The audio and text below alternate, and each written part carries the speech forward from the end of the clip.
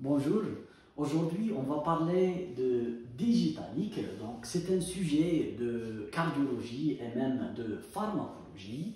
Donc on va parler sur l'historique, mécanisme, posologie, indication, contre-indication, intoxication et bien sûr diagnostic et le traitement.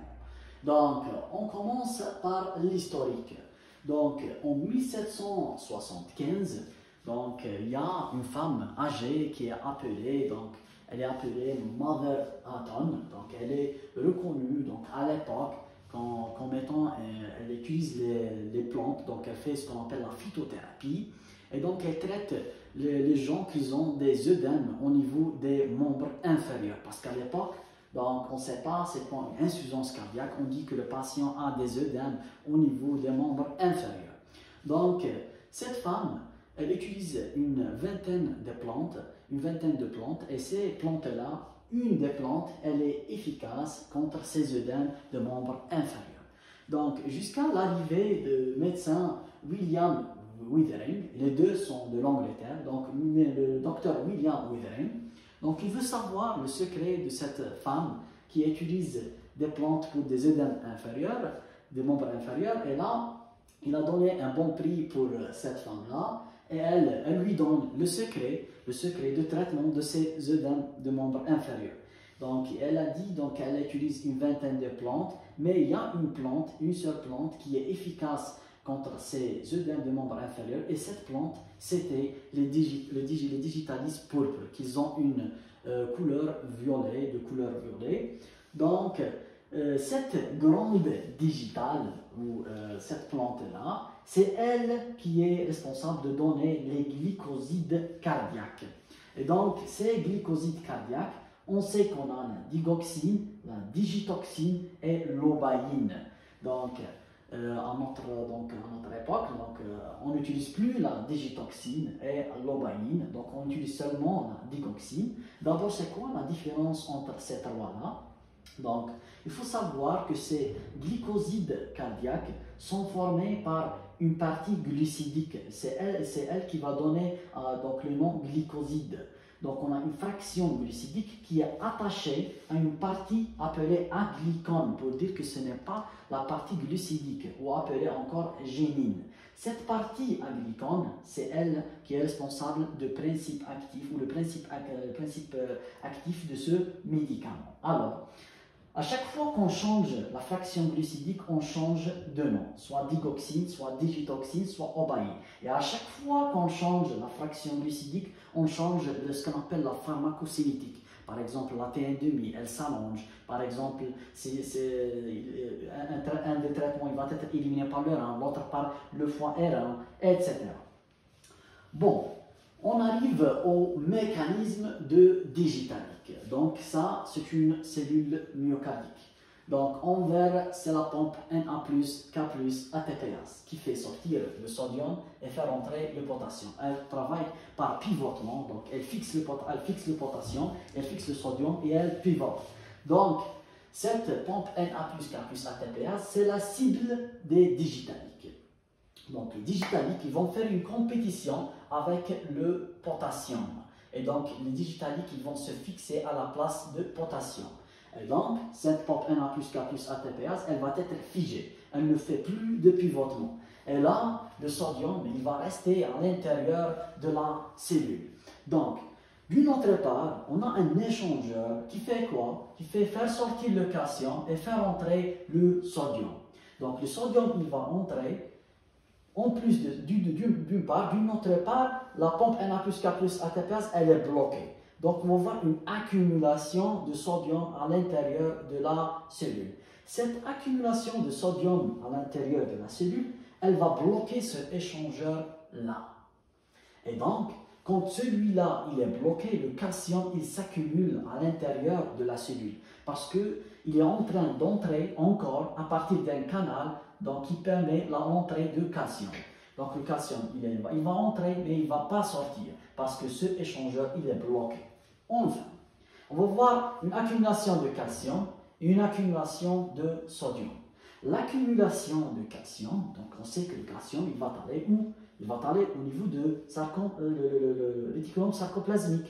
Et là, il va être stocké, puis il va sortir à travers un canal. Dès qu'il va sortir, il va aller vers l'actine et myosine.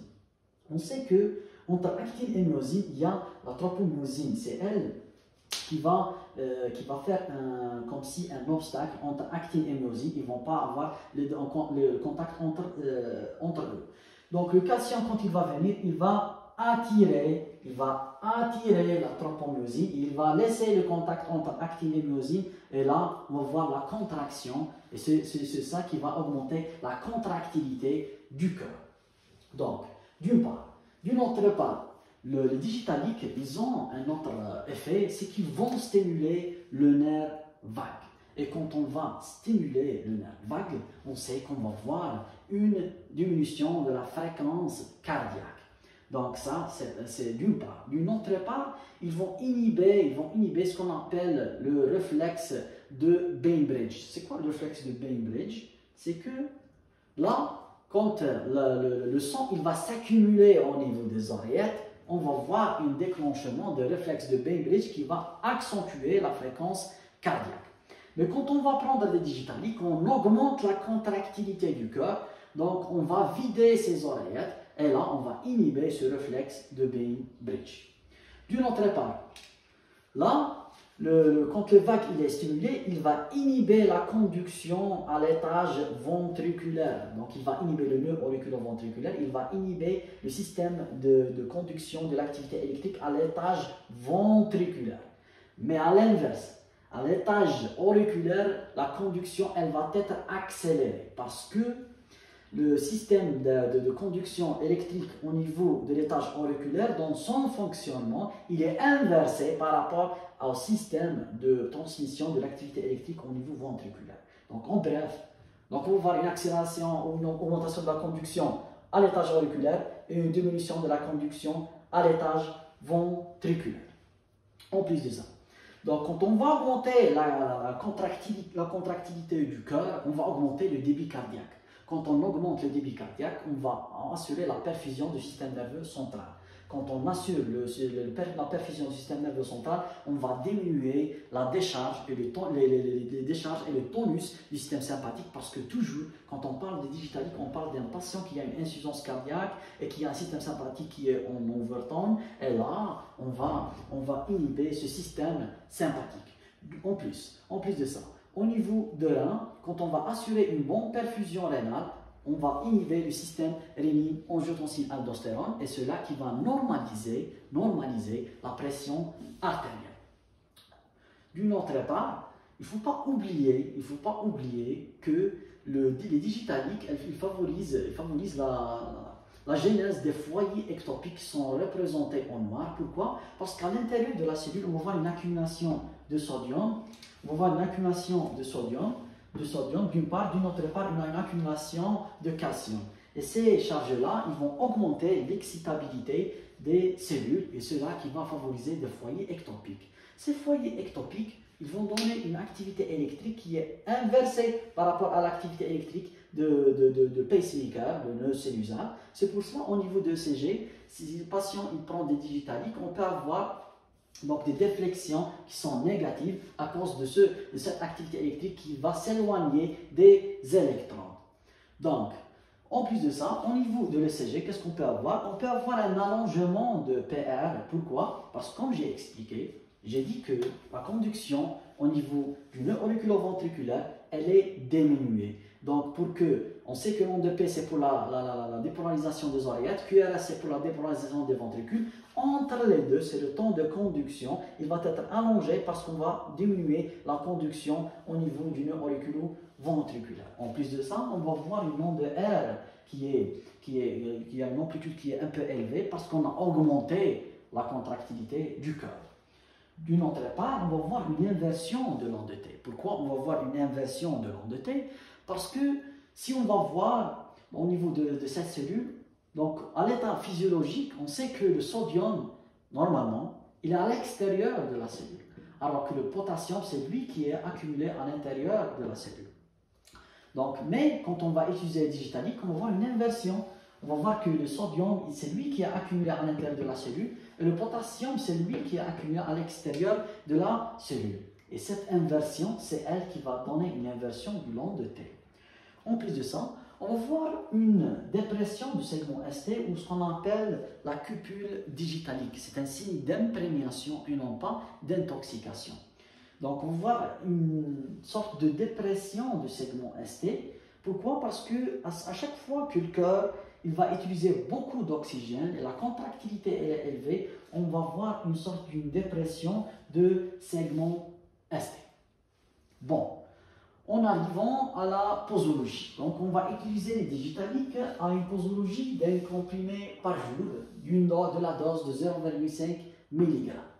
Donc, pour les indications, donc, comme j'ai dit auparavant, c'est l'insuffisance cardiaque quand on a, par exemple, elle est associée avec un trouble de rythme en étage auriculaire. Par exemple, on a un flutter ou une fibrillation atriale et avec une insuffisance cardiaque, on utilise les digitaliques. Parce qu'on sait quand on va utiliser les digitaliques, oui, la fréquence à l'étage auriculaire va s'accélérer, oui, mais on va inhiber le nœud auriculoventriculaire et on va diminuer on va diminuer la conduction au niveau du nœud auriculoventriculaire et au niveau à l'étage ventriculaire. Donc on ne va pas avoir un passage de ces impulsions électriques de la fibrillation atriale qui vont avoir un risque de donner une fibrillation ventriculaire. Donc on va inhiber, le passage de ces impulsions électriques. Bien sûr, on va utiliser les digitaliques, c'est les sujets qui ont une insuffisance cardiaque avec une fraction,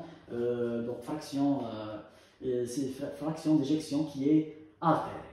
Bon, pour les contre-indications, donc en premier lieu, on a la CMH, donc ce sont les cardiomyopathies hypertrophiques. Donc là, on a une hypertrophie, donc on a un épaississement du septum interventriculaire. Ce septum, quand il est épaissi, il va fermer l'orifice de l'aorte. Donc quand il est épaissi, il va fermer l'orifice de l'aorte. Donc, quand on va utiliser les digitaliques, on augmente la contractilité. Quand on augmente la contractilité, ce septum, il va encore fermer l'orifice de l'aorte et il peut donner une mort subite. Pour le Wolff Parkinson White, là, on va voir une voie accessoire. On l'appelle le branche de Kent, soit du côté droit, soit du côté gauche. Pourquoi on ne va pas utiliser les digitaliques?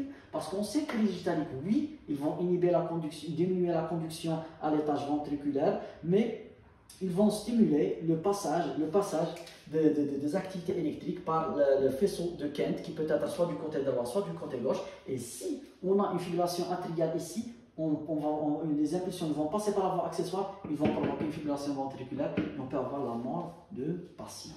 En plus de ça, parmi les contre-indications, là, quand on a une hypocalémie, pourquoi? Parce que j'ai dit que les digitaliques vont faire une compétition avec le potassium. Quand on va voir une hypocalémie, donc il n'y aura plus de cette compétition et les digitaliques vont se fixer facilement sur la pompe Na+, K+, ATPase et là, on risque d'avoir une intoxication avec les digitaliques. Bon, pour l'hypercalcémie, pourquoi? L'hypercalcémie parce que le calcium lui-même, il favorise le blocage de cette pompe Na+, K+, ATPase. Donc, on va éviter d'utiliser chez les sujets qui ont une hypercalcémie. Encore pour l'hypocalémie, par exemple, si un patient il est sous diurétique, qui ne vont pas épargner le potassium, là, il faut faire attention, faire l'ionogramme, parce que si on a une hypocalémie, il faut éviter les digitaliques. En plus de ça, quand on a par exemple une insuffisance rénale sévère, là, c'est une contre-indication parce qu'il y a un risque d'intoxication par les digitaliques parce que la sortie de ces digitaliques, c'est par voie rénale. Donc, parmi les signes d'intoxication, je vais parler d'une façon générale, là, on va voir des manifestations digestives, de sorte que le premier symptôme, c'est l'anorexie. En plus de ça, on peut avoir une diarrhée parce que quand on va inhiber cette pompe Na+, K+, ATPase, ce n'est pas seulement au niveau de cellules cardiaques, mais au niveau de tout le corps. Et là, quand on va inhiber cette pompe Na+, K+, ATPase au niveau du tube digestif, le sodium il va rester à l'intérieur du tube digestif, il va faire un appel d'eau, il va donner une diarrhée. D'une part. D'une autre part, quand on va inhiber la pompe Na+, K+, ATPase au niveau de la rétine, là, on commence à avoir des problèmes visuels de type une dyschromatopsie jaune-vert, on peut avoir des éclairs lumineux.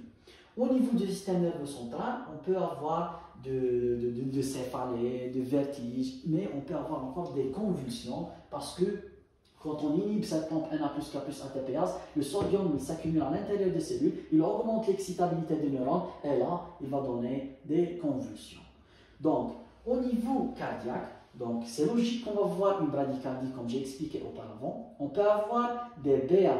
Les BAV eux-mêmes sont une contre-indication pour les digitaliques. Donc les BAV parce qu'on va inhiber la conduction au niveau de l'étage ventriculaire. Bon, on peut avoir une tachycardie auriculaire parce que, comme j'ai dit, il augmente la conduction à l'étage auriculaire. On peut avoir des extrasystoles ventriculaires parce qu'on va voir la genèse des foyers ectopiques à l'étage ventriculaire qui peut provoquer une fibrillation ventriculaire et par suite un choc cardiogénique et la mort de patient. Pour le diagnostic de cette intoxication par les digitaliques, on fait la digoxinémie, on va la trouver supérieure à 2 nanogrammes par millilitre. Et là, il faut qu'on gère le trouble de rythme qui est ici par les différents traitements antiarythmiques. On va faire une vidéo sur les antiarythmiques et sur les arythmies de façon générale. Et puis, on va utiliser des anticorps spécifiques qui sont anti-digoxine. Donc, c'est ça, donc les digitaliques d'une façon générale. Et donc, je vous remercie.